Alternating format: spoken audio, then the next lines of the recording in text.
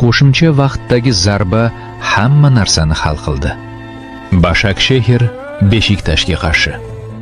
Quvnoq boshladik. Fayzullayev jarima maydoniga borib kuchli burildi, lekin balandroq.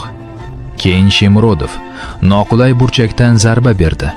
Darvozabon saqlab qoldi. Hisobni keyinroq ochdilar. Himoyachi tozalashda xato qildi. To'p Zelkiga o'tdi. U bosim ostida to'pni darvozaga uloqtirdi. 1-0. Oqlar darhol javob qaytardi. Yorib o'tdik. Ko'kchu zarba berdi, lekin gol bekor qilindi. Ofsayd. Xafa bo'lmadik, yana hujum qildik. Apok xato qilib to'pni Ahinyuga berdi.